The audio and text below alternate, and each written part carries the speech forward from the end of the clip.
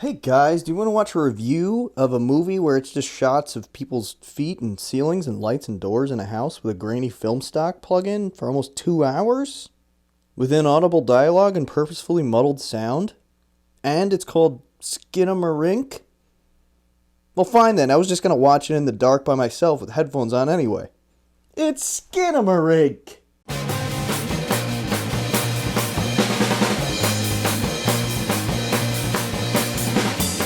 Skinamax.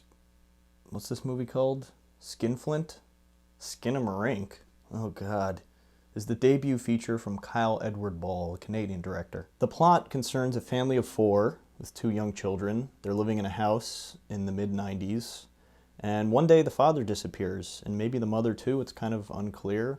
The parents are sort of absent through most of the movie, and so it's mostly just the two kids kind of living in the house alone, and they think they hear somebody from the basement or upstairs maybe, and so they sort of investigate and wander around the house for like 90 minutes, and that's basically the whole movie.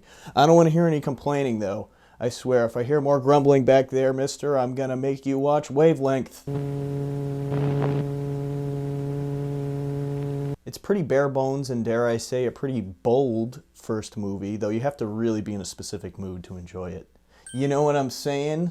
It's what the youths call an analog horror film, though I would say it's more akin to like an art installation.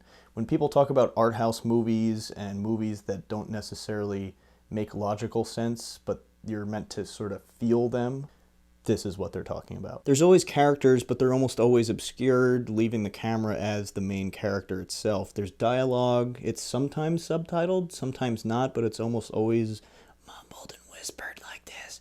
The editing is purposefully abrupt. So this movie is the most pretentious, leisurely paced, abstract movie I've seen in a while, and I kind of liked it. I'll say right now, this movie gets a ton of respect from me for just really going for it, really going out on a limb, because those paranormal activity movies still clean up, and people love those for some reason. And it seems that the mission of this movie is really to just instill this feeling of dread, which it pretty much keeps up throughout much of the movie, although there's some jump scares in there that feel like they're tacked on and they don't need to be there, and it kind of takes me out of it a little bit.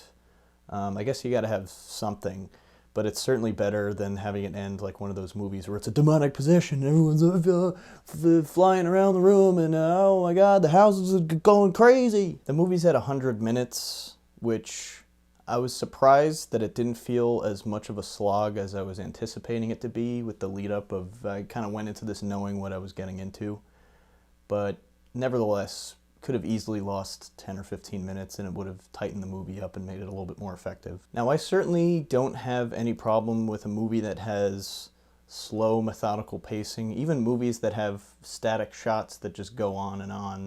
There were definitely times where my mind was wandering, like, okay, here's another shot of the toys in front of the flickering TV.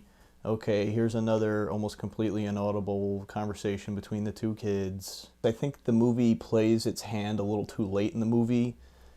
Again, it's repetitive and there's a lot of the similar shots that happen over and over again, and there are moments like, for instance, early on, the kid falls down the stairs and you just hear it from a different floor, and then you hear somebody rushing down the stairs and you can see it at an angle but you can't see them, and then you hear the car racing away, presumably they're driving to the hospital. That's real storytelling right there, and the fact that it's obscured but you can still kind of tell what's going on, I think is really interesting. If they had sustained that or did more of that, that would have kept me a little bit more engaged. I feel quite similar about this movie as I do to another recent horror movie, We're All Going to the World's Fair. They're both like just short of being great, but they're clearly ushering in this new era of horror, for better or for worse. These are both something more contemplative and contemporary, like they only could have come from someone who's born in the same time I was, the 1940s. I think it's really cool that there's been so many favorable reviews for this movie. Seemingly people around my age group just got the intended feelings of unease from this movie and that uncertainty of, hey, where'd my parents go? I could see myself returning to this at some point, or even just having it on in the background with the sound off and then putting on, you know, like post-industrial, dark drone ritual music over it, or better yet, soothing sounds for babies. So it's definitely creepy at times, especially that last lingering shot. At the end of the day, there's just something about this movie. It's special. I'm interested to see what Mr. Ball does next, and I'm really glad I watched it. Thanks, Canada. Stay sexy.